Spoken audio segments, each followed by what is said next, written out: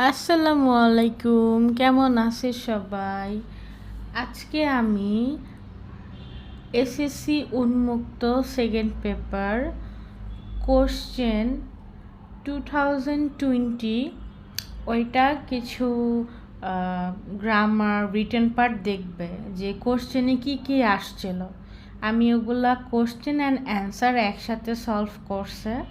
এগুলা তোমরা যদি একটু নোট করে বা তোমার মনে করে একটু ভিডিওটা দেখে প্র্যাকটিস করে, আই থিঙ্ক তোমার অনেক কিছু ইজি হয়ে যাইবে।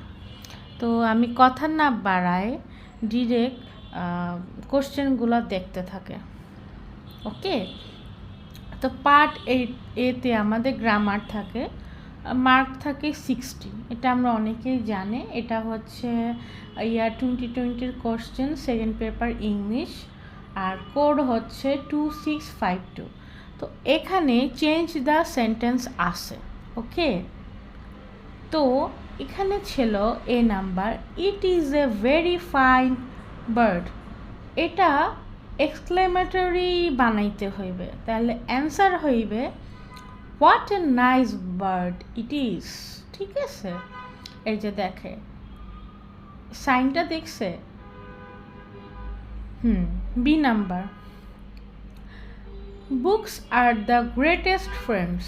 এটাকে পজিটিভ করতে হবে।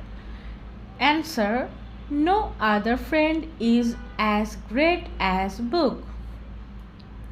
তারপরে সি নাম্বারটা, he is older than my other man in the village। এটাকে সুপারলেটিভ করতে হইবে। He is the older man in the village। এরপরে D number, though he was weak he went to school। এটাকে simple করতে হইবে। In spite of being weak, he went to school। E number, he plays football। Interrogative, এটার answer doesn't he play football question mark। ওই tag কোশ্চেনের মতো আর কি। তারপর দেখে F number, I shall remember you. এটা নেগেটিভ করতে হবে, তাহলে এটা কি হইবে answer, I shall not forget you. এখন G number, no mother hates her child. Affirmative করতে হবে। Answer, every mother loves her child. এখন আমরা ইউজ দ্য রাইট ফর্মস এটা করবে। A number, a good boy dash his lessons regularly. এখানে learn আছে, এখানে এস হবে। বি, হি রিড এ বুক নাও। এখানে রিডিং হইবে। ঠিক আছে, দেন হচ্ছে হি কাম হোম লাস্ট নাইট। এটা কেম হবে। D, I see him recently. এখানে অ্যান্সার হবে I saw him recently. E number, he was finish the work. এখানে অ্যান্সার ফিনিশড হইবে, ইডি অ্যাড হইবে। G number, everybody want piece. এখানে ওয়ান্টস হইবে, wants. Everybody wants piece, সবাই শান্তি চায়। G number, I sleep for 3 hours। এখানে slept হইবে, আই স্লিপড ফর 3 hours। এখন আমরা জেরান্ট করবে using infinitive, gerund or participle.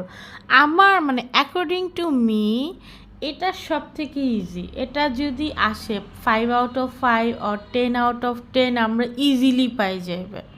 ওকে, এখানে দেখে অ্যান্সার দেওয়া আছে, আমাদের একটু বুঝে বুঝে বসাইতে হবে।